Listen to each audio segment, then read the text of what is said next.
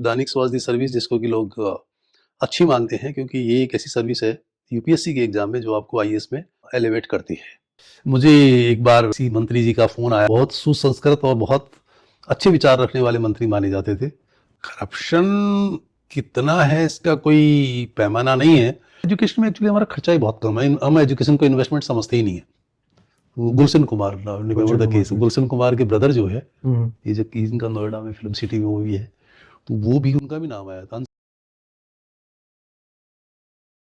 नमस्कार, welcome back to the new podcast. और आज हमारे साथ हैं IAS officer, he is a retired person but still working for the government और for the public. Welcome sir, welcome to the podcast. Thank you Deepak ji. तो sir, आपने जब bureaucracy के लिए सोचा सर, आईएएस ऑफिसर्स के लिए, या आपने जब गवर्नमेंट जॉब के लिए सोचा, तो सबसे पहले आपके दिमाग में क्या आया था सर कि क्या करना चाहिए, या डायरेक्टली यू आर प्लान कि मेरे को सिविल सर्विसेज में ही जाना है? दीपक जी, बेसिकली शुरू में तो to have a good government service, then once you get it first, उसके बाद देन यू एस्पायर कि हाँ कोई बेटर सर्विस, बेस्ट सर्विस में आपको जाने का मौका मिले, जहाँ पे कि आप एक अच्छा समाज में अच्छी प्रतिष्ठा हो, समाज में अच्छा स्थान हो, और आपको करने के लिए भी बहुत कुछ स्कोप मिले, अपॉर्चुनिटीज़ मिले, और जिसको आप भी एंजॉय कर सकते हो और पब्लिक के लिए कुछ लाइफ में कुछ चेंजेस भी आप ला सकते हो। दैट इंस्पायर्ड मी कि शुरू में नहीं, but after couple of years मैंने ये सोचा कि चलो लेट मी ट्राई,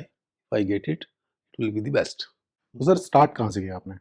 नहीं, मैंने बहुत कम एज में, एट द एज ऑफ 21 मैंने स्टार्ट किया बैंक में सर्विस, सबसे पहले 1 साल के लिए।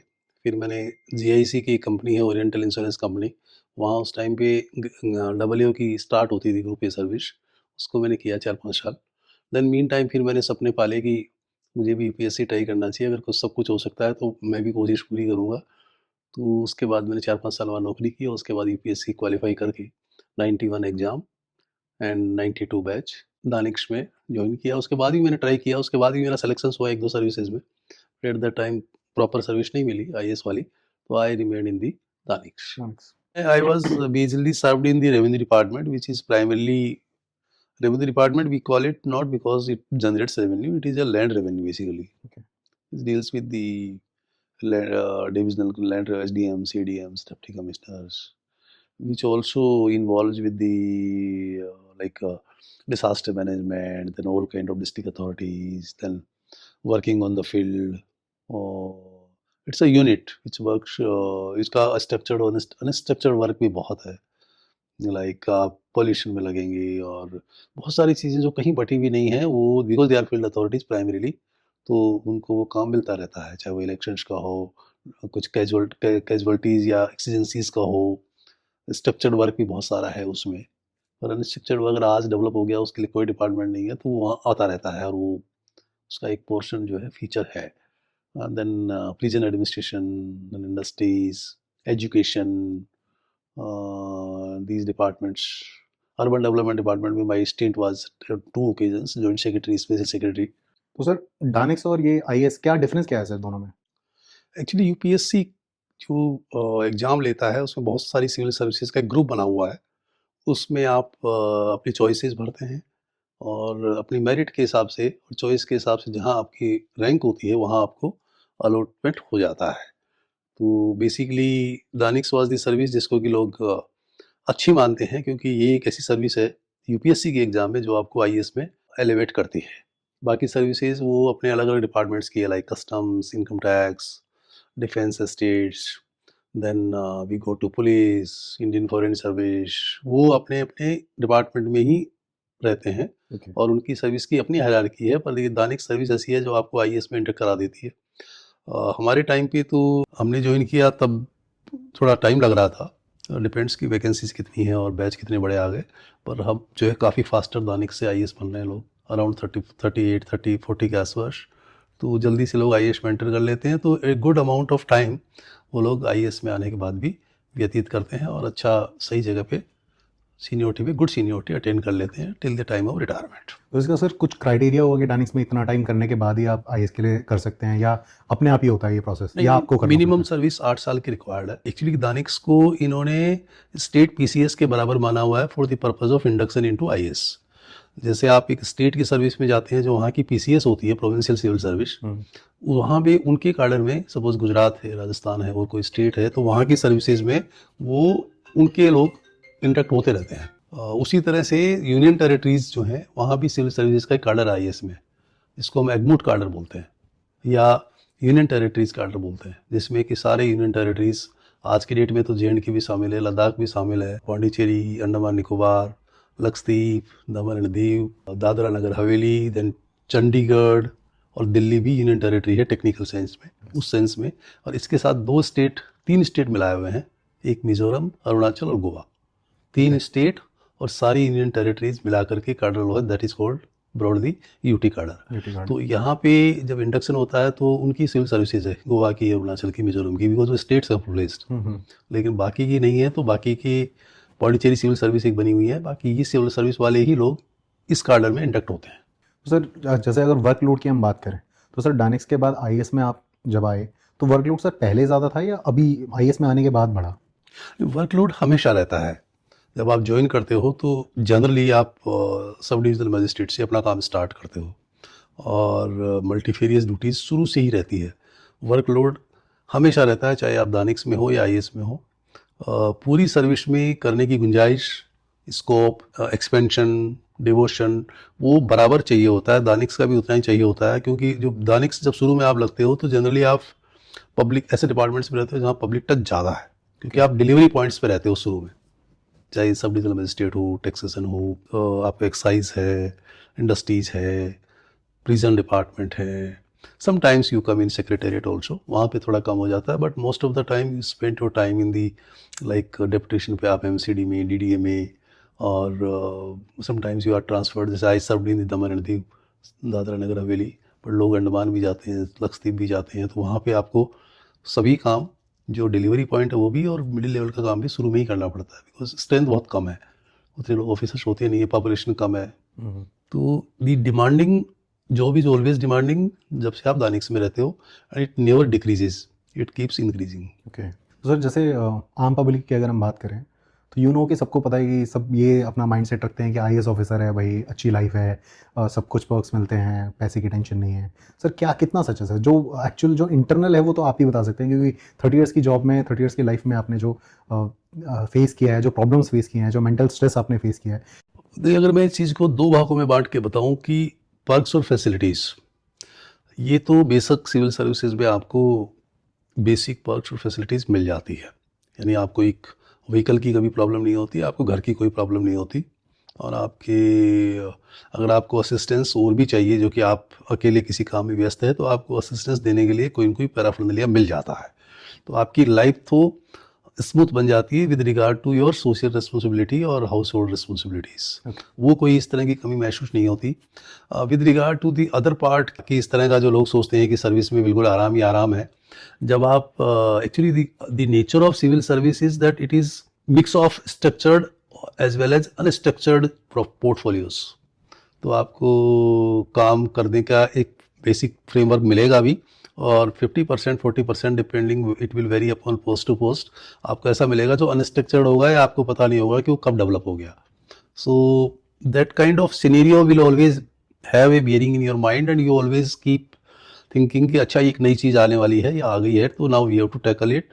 तो उसमें थोड़ा सा आपके माइंड में ऑक्यूपेशन हमेशा रहता है, और रेस्पॉन्सिबिलिटीज़ हमेशा आपके माइंड में रहती है, और कुछ पोस्ट पे ज़्यादा होती है, कुछ पे थोड़ा काम सिस्टमेटिक होता है, तो वहाँ आप ये समझते हैं कि चलो कोई नई चीज़ डेवलप होने की पॉसिबिलिटीज़ नहीं है, तो ज़्यादा आपके माइंड में कुछ ज़्यादा परेशानी नहीं होगी, बट अदरवाइज आपको इनोवेटिव और न्यू टेकलिंग सर्कमस्टांसेस से जूझना पड़ता रहता है। तो लाइफ इजी नहीं है, लाइफ इवॉल्व होती रहती है, आपको धीरे धीरे रेजिलियंस आ जाता है, आप उस तरह की सिचुएशंस को टैकल करके आगे निकलना सीख लेते हैं over the period, because you keep on doing from one point to another point, from one department to another department, और from one scenario to another scenario. तो जैसे आपने जब ज्वाइन किया था civil services first time, first job, तो sir ऐसी मतलब कोई ऐसी जॉब जो बहुत डिफिकल्ट हो, जो फर्स्ट आपको मतलब मिली हो, जो पहली बार आपने सोचा यार ये तो बहुत डिफिकल्ट है, इसके लिए सोचना पड़ेगा? अरे डिफ़िकल्ट नहीं था, मैं थोड़ा सा लीगल माइंड का आदमी शुरू से रहा हूँ, तो फर्स्ट जॉब में जैसे हमने सब डिविजनल मजिस्ट्रेट लगे, तो हमने कहा अच्छा ये order has to be passed, ये decision has to be taken कि इस पर्सन को हमने प्रिजन में भेजना है कि नहीं भेजना है। तो डिसीजन तो करना है, फैसला तो अभी करना है, चाहे उसमें कोई कमी रह जाए। वो प्रोसेसर फॉर्मेलिटी भी पूरी करनी है।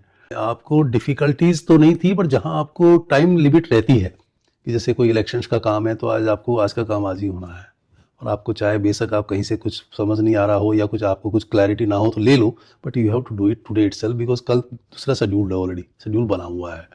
या फिर आपके सामने जैसे डिफ़िकल्टी के लेवल की बात करें तो कभी फ्लड है, कैलामिटीज़ हैं, कुछ ऐसी आ जाती हैं जो आपको वर्क को बढ़ाती रहती हैं। तो शुरू से ही इस तरह की समस्याएं आपको झेलनी पड़ जाती है, तो थोड़ा दिनों में आप उसके यूज टू भी हो जाते हो। जैसे फ्लड को आप टैकल कर लो एक बार, तो यू नो कि कोई बड़ी बड़ी चीज़ें टैकल करने का ये एक एसओपी, एक स्टैंडर्ड ऑपरेटिंग प्रोसीजर होता है। सब लोग उससे गुजरते हैं कि ये प्रिपरेशन करनी है, ये पैराफर्नालिया होना है, इस तरह ऑफिस ऑर्डर ड्यूटीज़ बटनी है, या फिर वो सुपरवाइज होनी है, फिर उसको देखते रहना है, फिर ऊपर से मॉनिटरिंग होती रहती है।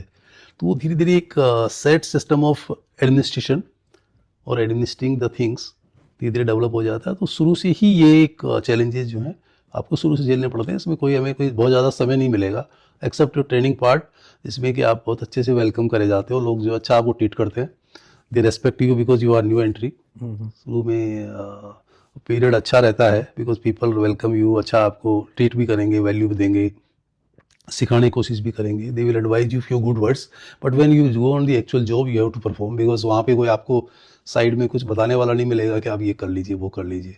एसडीएम आपने बताया, आप एसडीएम थे, ऐसा कोई केस जो आपके पास आया हो, बहुत डिफिकल्ट हो या ऊपर से प्रेशर हो?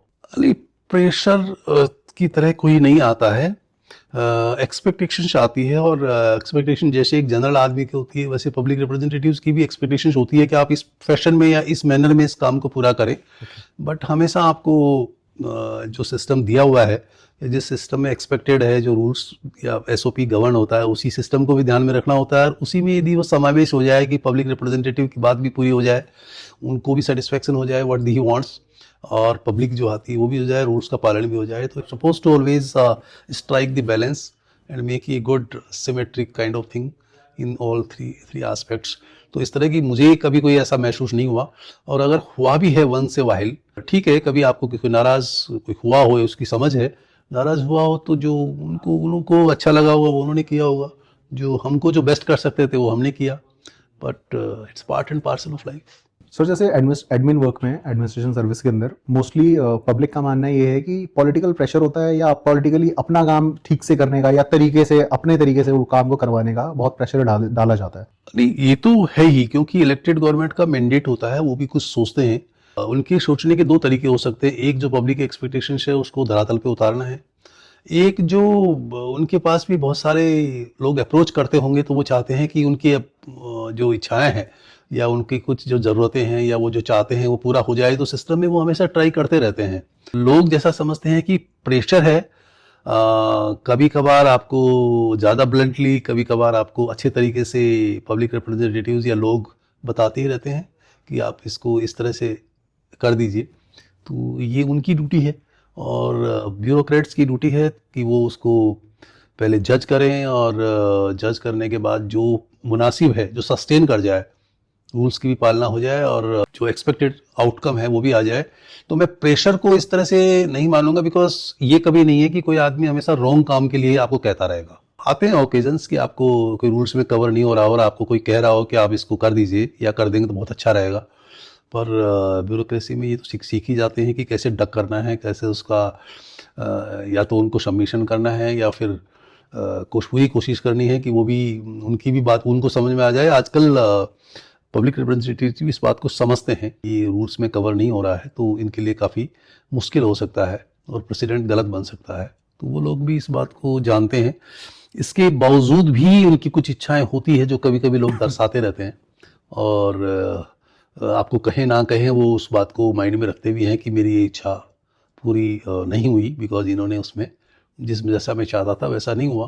तो वो एक पूरे सिस्टम में बहुत थोड़ा सा हिस्सा है जो साथ में चलता रहता है। मुझे एक बार किसी मंत्री जी का फ़ोन आया कि आप इनका किसी उसमें सिलेक्शन कर देना। उसे मैं तो केवल अकेला उसका एक हिस्सा था, 5 लोग और भी थे उसमें पर्टिकुलर कमेटी में जो डिसाइड करना था, कुछ पैनल समथिंग। तो वो नहीं हुआ तो नहीं हुआ, उसके बाद मुझे बुलाया गया और मुझे कहा गया कि आपको पहले बताना चाहिए था और नहीं कर सकते।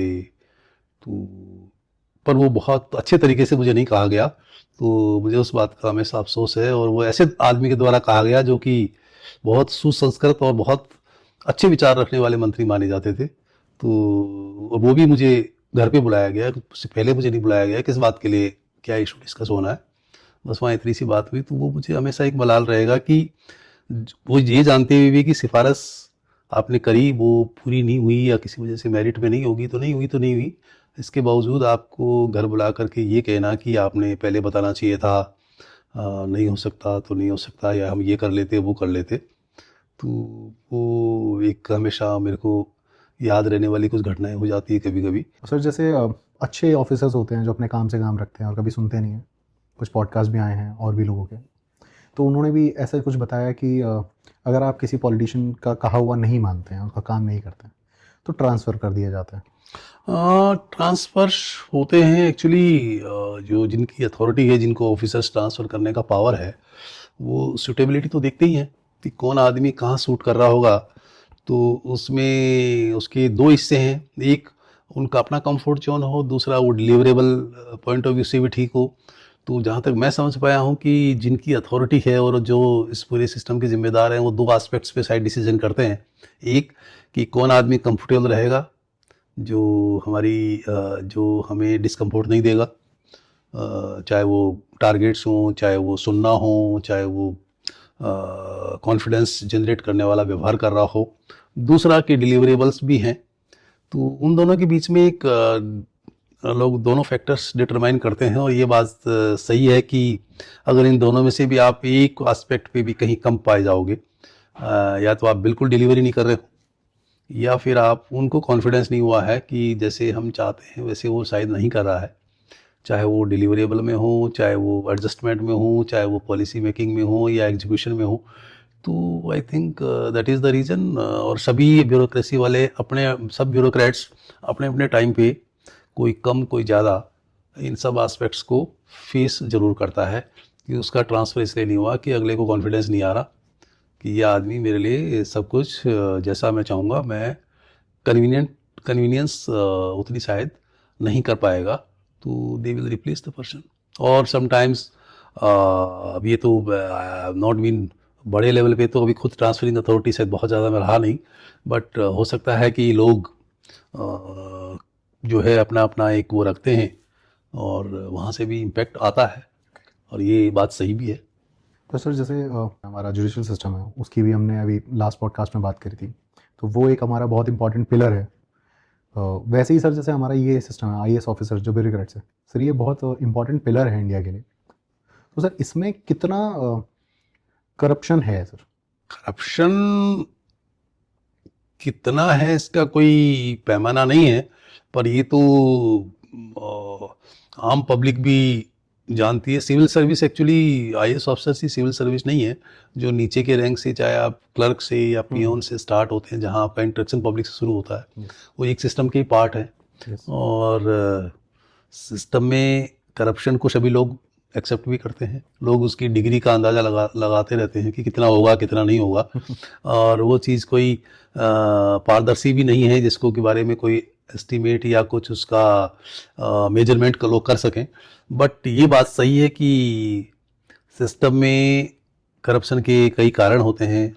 डिमांड और सप्लाई का गैप है, सर्विसेज बहुत जल्दी देनी पड़ती है लोगों को। तो जहाँ भी लोगों को जल्दी सर्विसेज चाहिए, एक पर्टिकुलर फैशन में चाहिए, एक कन्वीनियंस में चाहिए, तो लोग जो है सूटेबल कॉर्नर्स को देखते रहते हैं। चाहे वो कॉर्नर आईएएस के नीचे भी लोग हैं, उनको भी लोग देखते रहते हैं। और अपने अपने लेवल पे करप्शन है। और करप्शन तो ये तो सभी लोग हम मानते भी हैं कि करप्शन है। और करप्शन या तो सिस्टेमिक है कुछ जगह, और या कुछ जगह इंडिविजुअल है। बट ये बात कहना भी ठीक नहीं है कि सारे ही लोग इंडिविजुअल लेवल पे या उस तरह के उस चेन में जुड़े रहते हैं। बट यह है कि बीच बीच में इस तरह की बातें हम नोटिस भी करते हैं कि ये ड्रीवन होती है उससे at various levels, but the degree varies from one department to another. एक टैक्सेशन डिपार्टमेंट के लिए, ट्रांसपोर्ट डिपार्टमेंट, तो इस तरह के लिए लोगों का एक आज भी पूरा मानना है कि चीज़ें मूव होने के पीछे फैक्टर होता है काफ़ी कुछ मॉडर्नाइजेशन ऑफ एडमिनिस्ट्रेशन के बाद भी, बट वो एलिमेंट अभी भी जो है पूरी तरह लोग पारदर्शी या करप्शन मुक्त हम नहीं मान सकते। तो it is always it has already been there. हमारा इवन करप्शन इंडेक्स भी जो बनता है, जो डिफरेंट कंट्रीज़ के बारे में हम एक इंडेक्स है, उसमें भी इंडिया की रैंकिंग कोई बहुत अच्छी नहीं है। और बाहर की जो कंपनीज आती हैं जो यहाँ इन्वेस्टमेंट्स करती हैं, एस्टेब्लिशमेंट्स बनाते हैं, उनका ये मान के चलना है कि क्योंकि हमारा जो एडमिनिस्ट्रेशन है ना हमेशा ही डिमांड्स को मीट नहीं करता है, अमाउंट ऑफ एडमिनिस्ट्रेशन, तो उसकी हमेशा ही कॉन्स्टेंट्स रहते हैं और कॉन्स्टेंट्स की वजह से ही लोग अपना कंफर्ट चाहते हैं, इसलिए ये एवेन्यू जो है हमेशा बने हुए हैं। करप्शन एग्जिस्ट करता है, इसमें कोई डाउट ही नहीं है, बट उतना एक सब जगह और सब लेवल्स पे करप्शन नहीं होता है। उसके कुछ न कुछ आइलैंड्स बने होते हैं जहाँ पे वो साथ में सिस्टम के साथ चलता रहता है। सर जैसे आपने अर्बन डेवलपमेंट की बात करी, सर दिल्ली में यू नो वेरी वेल कि बहुत ज़्यादा अनऑथराइज कॉलोनीज़ हैं। तो सर उसको ऑथराइज कॉलोनी तो बना दिया जाता है, लेकिन उसकी जो डेवलपमेंट है वो बहुत ख़राब होती है सर। अभी भी इवन आप देखो ऑफ द रिकॉर्ड्स इतनी बिल्डिंगें रेडी हैं जो मोर देन 4 फ्लोर्स बनी हुई हैं, कोई एक्शन नहीं है, और वो बन रही होती हैं, ये ऑलरेडी डिपार्टमेंट को पता होता है, बट स्टिल कोई एक्शन नहीं लिया जाता। नहीं, उसमें एक्चुअली दिल्ली में हुआ क्या है कि बाकी गुड़गांव की तरह इस तरह से डीडी एक्ट को इन्होंने उस समय पे उसका पॉलिसी फ्रेम अप नहीं आया, तो ईयर 90s के बाद लिबरलाइजेशन जब आया तो बहुत सारी अपॉर्चुनिटीज़ बढ़ी, because the sector was opened up. तो बहुत सारे लोग यूपी, बिहार, नेबरिंग स्टेट से बहुत सारे लोग दिल्ली में आए, तो आते ही उनको चाहिए था उनकी मूलभूत आवश्यकताएं पूरी हो, चाहे वो घर की हो, रहने की हो, जॉब मिल रहा है। उस टाइम वहाँ पे जॉब नहीं था। जब भी हमने लिबरलाइजेशन स्टार्ट किया था 1991 में, तब भी सबसे पहले नेचुरली जॉब वहीं ओपन अप होगा जहाँ फैसिलिटीज़ होगी, बेसिक शहरों में हुआ। तो दिल्ली उसमें एक बहुत बड़ी जगह थी, पर्टिकुलरली नॉर्थ इंडिया के लिए। यहाँ बहुत सारे लोग आए, तो फिर जो एग्रीकल्चर लैंड थे उसके लिए एक अलग से सिस्टम बन गया, एक अलग से साइड में, एंड एवरीबॉडी न्यू इट कि एग्रीकल्चर लैंड को कॉलोनाइजेशन में कन्वर्ट हुआ। और उसमें जो इन्फ्लुएंशियल लोग थे जो कर सकते थे, उन्होंने किसानों से ज़मीन ली, उनको इंस्टॉलमेंट्स में पेमेंट किया, लोगों को बेचा, जैसे जैसे बेचते गए पैसा उनको चुकाते रहे, अपना प्रॉफिटेरिंग करते रहे। तो वो जो बनाया तो उसके नॉर्म्स, उसका it was before any system और गवर्नड बाय एनी सिस्टम, क्योंकि वो तो अलाउ ही नहीं था सिस्टम में। तो जो चीज़ सिस्टम में अलाउड नहीं है उसको कौन आदमी या तो चेक करे कि नहीं हो, वो हुआ नहीं, और उसकी नॉर्म्स उसके थे नहीं। तो उसमें रोड्स बड़ी छोटी हैं, एक रोड दूसरी रोड से मिलती नहीं है, आज भी फायर ब्रिगेड जा नहीं सकती, उसका स्लोप प्रॉपर नहीं है, तो वो नाली में कन्वर्ट हो रहा है, पानी निकलता नहीं है बारिश में, प्रॉपर ड्रेनेज सिस्टम नहीं है, वाटर लेइंग का कोई जगह छोड़ा नहीं है।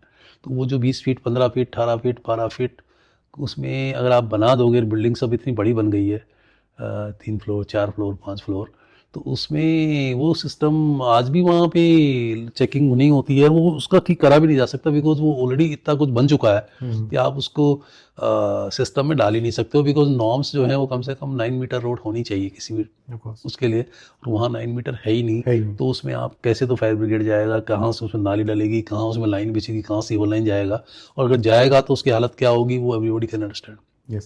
तो इसको इतने बड़े वायलेशन इज देयर, और सबकी नाक की निगाह के आगे हुआ। It was happening in the garb of public good, that where these people will go, because the framework was not in place. उस टाइम जो अगर ये फ्रेमवर्क प्लेस में होता, और वही जो मैं डिमांड और सप्लाई की बात कह रहा था कि आपकी जो डिमांड से पहले अगर आप एडमिनिस्ट्रेशन आगे रहता है एक कदम, तो ये सब चीज़ें नहीं होती। सिस्टम बहुत पीछे रह गया और डिमांड आगे बढ़ गई, तो लोग जो है अपने अपने रिक्वायरमेंट के हिसाब से अपनाते चले गए और सिस्टम सोता रहा। पर right now I don't think कि it's possible to maintain that, not possible. उसमें स्पेस, स्कोप ही नहीं है कि उसको किसी तरह उसको रेगुलर फ्रेमवर्क में डाला जाए। वहाँ फायर ब्रिगेड भी नहीं जा पाती है क्योंकि जगह नहीं है, और उसमें पानी जो है ड्रेनेज सिस्टम डालते हैं तो बहुत दिक्कत होती है। तो दिल्ली में वो चल ही रहा है, बट लोगों की प्रॉपर्टी बन गई, लोगों के बिजनेस हो गए, लोगों को काम हो गए, उनको जॉब मिल गया, तो दे आर हैप्पी। मेरे ख्याल से काफ़ी 40% पॉपुलेशन तो अनऑथराइज्ड कॉलोनी में रहती है दिल्ली में, और अब उन लोगों की, they are all middle class people mostly, तो वो लोग जो हैं अपनी प्रॉपर्टी को छोड़ना भी नहीं चाहते, और उसमें कोई रिनोवेशन या रीडेवलपमेंट उसका पॉसिबल है नहीं। सवाल ये था कि आपकी एक रेजिडेंशियल यूनिट है, मान लीजिए 50 गज में, आप 3 फ्लोर बना के रहते हैं, तो आपको पर्टिकुलर एक 150 गज का एक आपके पास ऑक्यूपाइड स्पेस हो गया। अब आप कोई कहे कि जी मैं एक 10 मंजिल बिल्डिंग बनाता हूँ आसपास और मैं आपको 150 गज एरिया का एक फ्लैट देता हूँ, तो भी लोग राजी नहीं है। बिकॉज इंडिया में लैंड के लिए इतना ऑब्सेशन है आदमी को ज़मीन से रहने का कि वो उससे आदमी निकल नहीं पाया।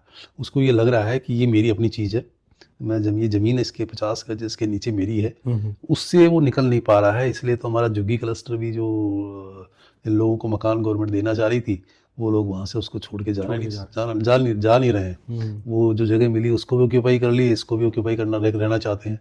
तो ये ऑब्सेशन हमारा है नहीं, बट अल्टीमेटली एक्चुअली हम लोग लाइफ की क्वालिटी के बारे में नहीं सोच रहे। वो ये सोच रहे हैं कि ये मेरी 10 पीढ़ी को काम आएगा।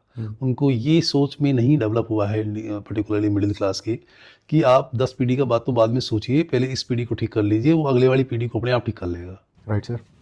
सर अभी आपने बताया आप एजुकेशन डिपार्टमेंट में भी थे, तो सर अभी क्या चीज़ है जिसकी बहुत ज़्यादा इंपॉर्टेंट है, और अगर है इंपॉर्टेंट तो क्या प्रॉब्लम्स हैं क्या? नहीं, एजुकेशन एक्चुअली गवर्नमेंट एजुकेशन का भी स्तर बड़ा है, नो डाउट, और इनोवेशन हमेशा चलते रहते हैं, प्राइवेट एजुकेशन का भी बड़ा है। अब लोगों में ये चीज़ें आ गई है कि हम लोगों को अच्छी स्कूल में पढ़ाएं और अच्छी जगह पे करें। गवर्नमेंट में संपत्तियां बहुत अच्छी अच्छी है, बिल्डिंग्स भी, स्पेस भी अच्छा है, लेकिन जैसा कि गवर्नमेंट में अभी भी है कि स्टेट गवर्नमेंट्स मोस्टली उन प्रॉपर्टीज़ को उतने अच्छे से मेंटेन नहीं कर पाती है। एक बार बिल्डिंग बन जाएगी तो उसकी क्लीनिंग, उसकी मेंटेनेंस, साफ़ सफाई एंड वो इतना रोबस्ट सिस्टम बना नहीं पाए हैं। तो लोग समझते हैं कि जो टीचर्स हैं they are highly qualified when they come to the service, but thereafter because accountability is not there, systems इतना चाक चौबंद नहीं है, तो धीरे धीरे they tend to relax and see that nobody is having any watch on us.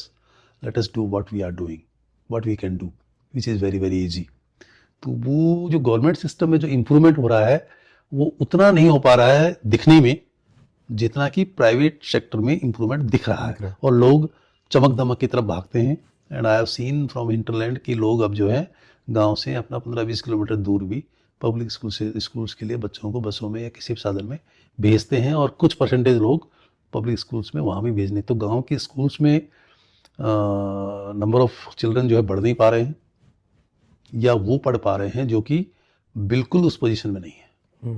तो स्तर तो दोनों सुधरा है, पर प्राइवेट की चमक दमक जो है और इनोवेशंस हमेशा पहले आते हैं, लोगों को देखते हैं तो लोग उसको अट्रैक्ट होते हैं। तो गवर्नमेंट की जो प्रॉब्लम है वो आ रही है कि they are not rushing ahead the time. तो सर जैसे हमारे प्राइवेट स्कूल्स हैं, तो न्यूज़ में भी आपने देखा होगा सर, कुछ टाइम पहले प्राइवेट स्कूल अपनी मनमानी करते हैं, फीस बढ़ा देते हैं, एक माफिया चल रहा है इनका। तो सर अगर गवर्नमेंट अच्छे से अगर काम करे, अपने गवर्नमेंट स्कूल्स ही इतने इस लेवल पे हों, तो प्राइवेट स्कूल्स की लोगों को एडमिशन लेने की ज़रूरत नहीं होगी। बिल्कुल नहीं होगी। मैं वही आपको पहले वाले क्वेश्चन में यही बता रहा था कि हम लोग समय के हिसाब समय से बहुत पीछे रह जाते हैं पब्लिक गवर्नमेंट स्कूल्स में, और लोग प्राइवेट की तरफ जाने की कोशिश करते हैं। प्राइवेट जो है स्कूल जो है वो रन करते हैं डिमांड और सप्लाई के बेस पे। अगर आप एक छोटे से कस्बे में स्कूल है और आपकी कैपेसिटी से कम बच्चे आ रहे हैं, तो you will keep the fees which is decent, like what you are actually able to spend and giving them and what you are charging. जो ही आप बढ़ते हैं कि आपका स्कूल्स का वो हो गया है कि अच्छा नाम है, लोग अच्छे से पढ़ा रहे हैं, and there is a rush to your school, तो then they tend to do it. वो तो डिमांड एंड सप्लाई वहाँ भी वर्क करती है। It's not a charity institution जहाँ की some rate has been fixed कि हाँ आपको दर्शन का 100 रुपये का पर्ची कटनी है एंड एवरीबॉडी उधर और ऐसा तो सिस्टम हमारे पब्लिक स्कूलों में है ही नहीं। और बिकॉज वो ऐसा सिस्टम नहीं है तो लोग नए नए इनोवेशंस करके अपने खर्चे भी बढ़ाते रहते हैं, अपनी बहुत सारी एक्स्ट्रा करिकुलर एक्टिविटीज़ और बहुत सारी चीज़ें उसमें ऐड करते रहते हैं because they want to also to be in highlights. तो ये हमेशा एक चलता रहता है, आज का नहीं है, बहुत पुराना है। आई हर्ड हमारे एक प्राइम मिनिस्टर साहब, बहुत पुरानी बात है, एक बार हमारे बहुत ही सम्मानित प्राइम मिनिस्टर ने कहा था कि दिल्ली में एजुकेशन सिस्टम कैसा है, लोग मेरे पास आके कहते हैं कि यहाँ एडमिशन करा दीजिए, को लोगों को पीएम के पास सिफारिश कराने के लिए आना पड़ता है। तो ये कौन सा एजुकेशन सिस्टम आ गया है ऐसा जिसमें कि पीएम फ़ोन करे कि यहाँ एडमिशन हो जाए। तो ये उनका पब्लिक स्टेटमेंट था कि लोग इवन उसके लिए भी आते हैं। इसका मतलब ये है कि वो स्कूल कितनी बड़ी डिमांड में होगा कि उसके लिए आप इतना बड़ा संपर्क कर रहे हो। तो ये जो सारा सिस्टम है ये इस तरह से गवर्न हो रहा है, और I think it is influenced by other sectors also, और मोर और लेस बाकी सेक्टर्स भी ऐसे ही काम कर रहे हैं। और जहाँ जहाँ भी सिस्टम ऐसा है जहाँ पे कि पब्लिक इंस्टीट्यूशन और प्राइवेट इंस्टीट्यूशन दोनों काम करती है, वहाँ ये हमेशा सिस्टम चल रहा है, चाहे एजुकेशन हायर हो चाहे लोअर हो या और भी कोई सर्विसेज हो। जैसे अगर हम ट्रांसपोर्ट की बात करें तो वहाँ भी आप government transport road road corporation चलाती है और पब्लिक वाले भी चला रहे हैं, उनकी पॉलिसी बनी हुई है, बस गवर्नमेंट पूरा नहीं कर सकती। तो वहाँ भी वही चीज़ है, उनकी बसेज में लोग किराया भी कम होगा और वो थोड़ा सा उसको मेंटेन करके रखेंगे तो पीपल आर अट्रैक्टेड। गवर्नमेंट वाला जो है वो अपना वर्कशॉप में जाके ठीक ही नहीं कराएगा, तो वो ऐसी चलती रहती है।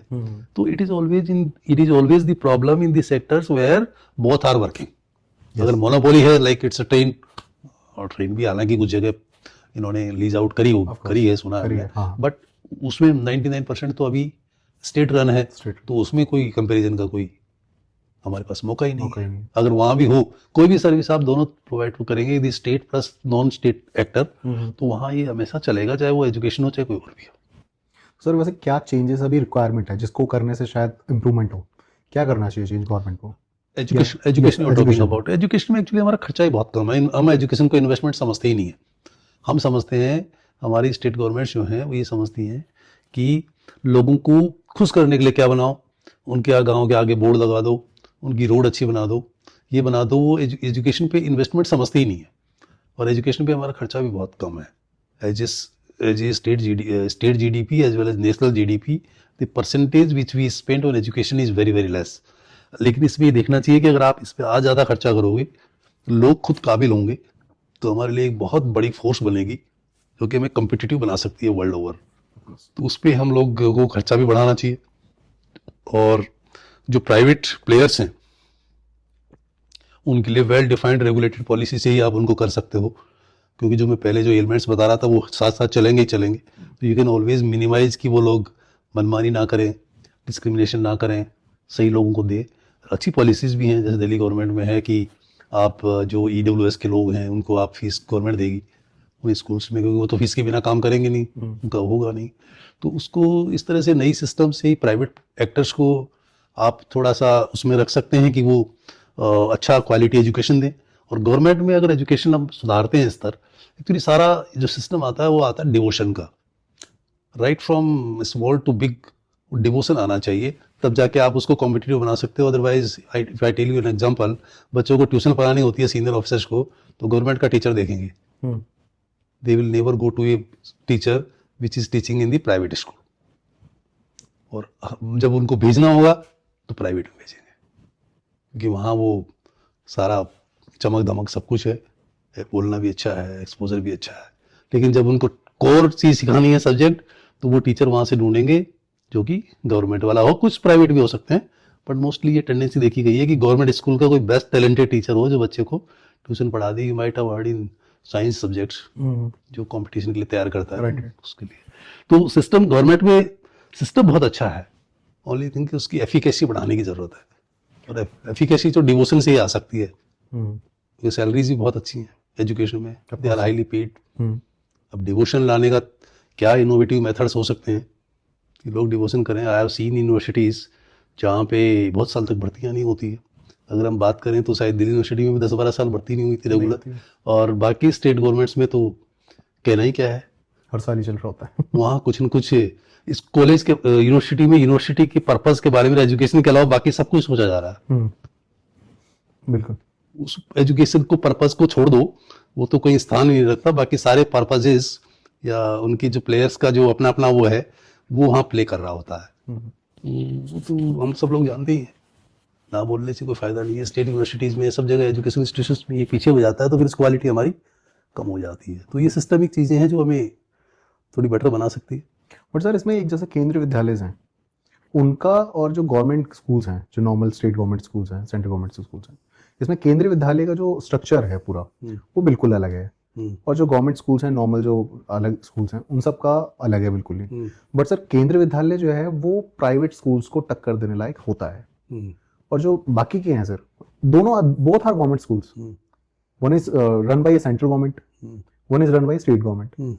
सर डिफरेंस क्या आ रहा है? सेंट्रल गवर्नमेंट क्या, अगर सारे स्कूल जो हैं, जो गवर्नमेंट स्कूल्स हैं, वो सेंट्रल गवर्नमेंट के अंडर आए और वो अगर उसे रन करे तो ये ज़्यादा अच्छा हो सकता है, या स्टेट गवर्नमेंट की वजह से ही प्रॉब्लम है?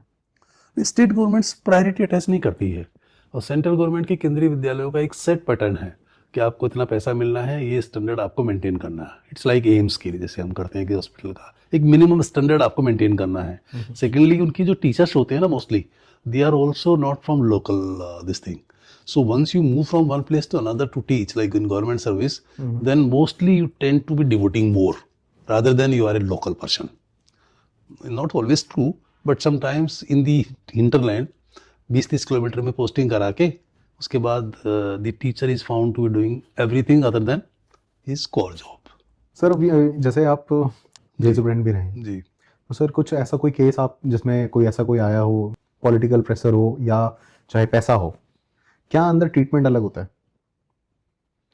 नहीं, मेरे टाइम के दौरान भी सिफारिश तो इस तरह से ट्रीटमेंट की नहीं आएगी, बट सिफारिश ये आएगी कि भाई see that the person is not harassed, he is not treated badly. इससे ज़्यादा सिफारिशें आपको आती नहीं थी मेरे टाइम पे भी। बाकी ये बात ज़रूर है कि पूरे प्रिजन सिस्टम में, not only in Delhi, VIP लोगों के लिए they try to do everything to secure a better life, even inside? Yes, even inside. तो वो कभी कभी हम सुनते भी रहते हैं, इंसिडेंट्स उस टाइम भी होते थे, अभी भी सुनते रहते हैं, न्यूज़पेपर्स में कभी कभी आता रहता है। तो उस जो विद इन गिवन एसओपी है, जो सिस्टम है, उसी को वो स्लाइटली थोड़ा थोड़ा अपने हिसाब से बनवाने का करते रहते हैं। तो वो एक स्पेशल ट्रीटमेंट का तो रहता ही है, लाइक मेडिकल फैसिलिटीज़। सपोज कुछ किसी को कुछ कंफर्ट चाहिए, किसी को कुछ प्रॉब्लम है, तो वो आपको मतलब गवर्नमेंट में जो लोग हैं, जो प्रिजन एडमिनिस्ट्रेशन के लोग हैं, उनको देखेंगे अच्छा इसका बेस बना के हम इसको कुछ बेटर कर सकते हैं। तो जहाँ भी ह्यूमन बिहेवियर या ह्यूमन एस्पेक्ट्स है, वहाँ देखो सब्जेक्टिविटी रहती है, और जहाँ पे सब्जेक्टिविटी रहती है उसे को तो वो जो है उसको थोड़ा थोड़ा अपने हिसाब से बनाने की कोशिश करते हैं। तो it was also there at that time. काफ़ी इन्फ्लुएंशियल लोग हमारे पास भी थे, आते भी रहते थे, and we have heard at that time also कि जो ही इन्फ्लुएंशियल आदमी कोई प्रिजन में जा रहा होता था, तो प्रिजन स्टाफ को पहले ही पता चल जाता था कि एक इन्फ्लुएंशियल आदमी या बहुत रिच आदमी इस जेल में पहुंच गया है। अब उस with in the given system कितना वो उसको मैन्योरिंग या मैनिपुलेशन कह लो आप थोड़ा बहुत, ताकि वो उसको अपने फेवर में बना सके, तो ये प्रयास पहले भी था और अभी भी हम सुनते ही रहते हैं अखबारों में। तो element of twisting things are always there, और उससे थोड़ा लोग बेनिफिट लेते भी होंगे और लेते भी थे, बट वो किसी रूल्स के बहाने से और किसी चीज़ के बहाने से होगा, ऐसे आउटराइटली तो कोई बेनिफिट होगा नहीं। पैसा और पावर नहीं चलती है, हाँ, फॉर द रीजंस। पैसा और पैसा भी चलता होगा तो वो इन्फ्लुएंस बाहर से ही होता होगा। हाँ, पर वो अंदर जो है आप किसी बहाने से ही उसको फैसिलिटेट करते होंगे, दिखने में कुछ और होगा और उसका रीजन कुछ और होगा। तो वो एलिमेंट पहले भी था, अभी भी हम कई बार सुनते रहते हैं कि इस तरह का ट्रीटमेंट होता रहता है। भी यहाँ भी ह्यूमन को ट्रीट करोगे ना आप, साइंस मशीन की तरह नहीं ट्रीट कर सकते। लाइक समबडी सेज कि मेरे को पीठ में दर्द है, कुछ बीमारी है, तो आप 10 तरह की उसको चेकिंग कराते रहते हो, तो उसमें आप नहीं कराओगे तो प्रॉब्लम, और कराओगे तो कहेंगे अच्छा बेनिफिट्स हो गया, this problem was not that much. But these things are not for everyone. Yes, not for everyone. कई लोग तो डिमांड ही नहीं करते हैं, प्रॉब्लम हो तो भी डिमांड नहीं करेंगे, छोड़ो बहुत एसल्स है, तो जो उसको ड्यू फैसिलिटीज मिलनी चाहिए वो भी नहीं मिल पाती है। तो सिस्टम में जहाँ भी सुविधाओं की कमी है, डेंसिटी बहुत है, अभी भी जेल में हमारे टाइम पे बहुत डेंसिटी थी, 3 times people use to live, normal space provided है मैनुअल में। आज भी मेरे ख्याल से कंप्लीट तो नहीं हुआ है, कुछ तो शॉर्टेज रहती है स्पेस की।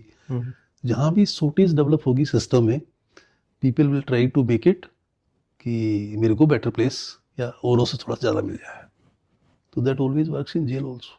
सर जेल में कभी ऐसा हुआ कि कोई नामी कोई क्रिमिनल आया हो, आपको थोड़ा कभी फील हो, ऐसा फियर फील हुआ होगी यार ये क्यों आ गया? नहीं, मेरे को ऐसा फील नहीं होता था। मेरे टाइम पे एक जो इनके ब्रदर थे ना, जो एक हंसी करोने का केस हुआ था क्रिकेट में, एक फिक्सिंग हुई थी, वो Gulshan Kumar, remember the case. Gulshan Kumar के ब्रदर जो है, ये जो इनका नोएडा में फिल्म सिटी में वो भी है, तो वो भी उनका भी नाम आया था। हंसी करोने एक वहाँ का प्लेयर था साउथ अफ्रीका का, तो वो क्रिकेट में सट्टेबाजी में एक बड़ा रैकेट खोला था दिल्ली पुलिस ने, उसमें था वो। भूषण कुमार उनका लड़का है, अब तो बड़ा हो गया वो, उस time he was in 20s, अब तो मेरे ख्याल से वो भी 50s में पहुंच गया होगा। डेफिनेटली। हाँ, तो वो भूषण था, भूषण कुमार, और किशन कुमार उनका ब्रदर था। उनकी जो है कैसेट्स इंडस्ट्रीज थी, कौन सी थी? सीरीज। T series, correct. तो किशन किशन नाम के उनके ब्रदर थे, तो वो मेरे पास आए थे। But he was so simple eight that time, तो लोग वहाँ आते रहते थे। कुछ टफ लोग थे, कुछ कश्मीरीज थे, कुछ टेररिस्ट भी होते हैं जो टेररिस्ट एक्टिविटीज़ में हैं, कुछ वाइट कॉलर के हैं, कुछ ज़्यादातर लोग फोर्जरीज के और इस तरह के लोग भी होते हैं, और बड़े हाईली क्वालिफाइड लोग भी होते हैं। तो वहाँ ना सब चीज़ का मिक्स होता है। लाइक एक आपको कहोगे तो क्रिमिनल एक्टिविटीज़ वाला भी लोग होगा, एक किसी बैंक फ्रॉड में फंसा हुआ केस होगा, एक कोई डॉक्टर जो है किसी रैकेट में फंसा होगा। तो you meet every kind of people. अब डॉक्टर होगा वो बेसिकली बोलने करने व्यवहार करने में बहुत बढ़िया होगा, जो भी रैकेट रहा होगा या नहीं रहा होगा वो एक अलग विषय है। बट वहाँ पे डिफरेंट डिफरेंट तरह के लोग मिलते हैं। तो और भी केसेस बहुत थे कुछ। ये actually I was there at the same time जब वो हमारा कंधार केस हुआ था, but not in my jail. तो वो दूसरी जेल में था, मैं उस टाइम पे था, ये 2001 की बात है, जब वो लोग हमारा प्लेन हाईजैक किए थे, तो उस टाइम था। सर लास्ट अपना एक टॉपिक है कि आपने सर कुछ इलेक्शंस कंडक्ट करवाए थे स्टार्टिंग में। सर क्या डिफिकल्टीज रहती हैं इलेक्शन कंडक्ट कराने के टाइम पे? जो क्राइटेरिया है, जो टाइमिंग है, उसके हिसाब से सब कुछ मैनेज करना पड़ता है। तो सर वो सारी डिफिकल्टीज, फिर सर क्या पॉलिटिकल प्रेशर भी होता है? नहीं, इलेक्शन में मैं अगर आपको कहूँ तो once the election process commences, which is from the announcement of the schedule, the protocol kicks up, like आपका जो कॉमन कोड है, जो जो हमारा है कोड ऑफ कंडक्ट जो है, that kicks in. Political pressure उसके बाद बिल्कुल नहीं होता। और अगर आपने काम फेयर तरीके से किया हो तो कोई ये भी नहीं बोल सकता कि you have treated differently to a different candidate और डिफरेंट पर्सन और डिफरेंट पार्टी। तो अब हमने जितने भी इलेक्शंस कराए, पार्लियामेंट से लेके विधानसभा, एमसीडी, और जहाँ जहाँ भी हमें इलेक्शन का मौका मिला, अगर आप बहुत अच्छे इलेक्शन करने वाले हो और आपने इक्वल ट्रीटमेंट या फेयरनेस दिया है, क्राइटेरियाज में आपने कोई यार्ड स्टिक में कोई चेंजेस नहीं किया, तो इवन इफ अगर आप रूल्स से ज़्यादा करने की बात तो सोचो, अगर आपने कम भी किया है तो people don't have this kind of this thing कि वो उस टाइम इस मूड में या इस परिस्थिति में नहीं होते कि आपसे बहुत ज़्यादा एजिटेट करें, फॉर द सिंपल रीज़न कि उनको आपको उस पूरे 1.5 महीने का जो भी शेड्यूल है उसमें आपसे उनको बहुत सारी चीज़ें करनी होती है, आपस में तालमेल बिठाना होता है, तो वो कभी अननोई नहीं करते और न आपको परेशान करते। जहाँ तक बूथ्स की बात है तो आप, मैं तो खैर बूथ लेवल पे कभी काम करने का मौका नहीं मिलता, क्योंकि हमारे पास तो 200-300 बूथ रहते हैं, नीचे बहुत सारी और नीचे रहते हैं और पूरी हायरार्की रहती है। ऐसी कोई परेशानी हो जाती है तो वहाँ के जो लोग हैं उनके ऊपर जो सुपरवाइजरी अफसर होता है जाके उसको टैकल करता है कि अगर कोई वोट दिया हुआ है दूसरी बार उसको देने असली आदमी आ गया तो क्या करना है, या कोई आदमी का पहचान नहीं हो रही है, द पर्सन सेज कि जी ये तो एक्स इस नाम का आदमी है ही नहीं, इसका आइडेंटिटी इज देयर, तो वो उसका अपना एक सिस्टम उसमें प्रेस्क्राइब्ड है, तो इतनी नॉट अ बिग थ्रेट।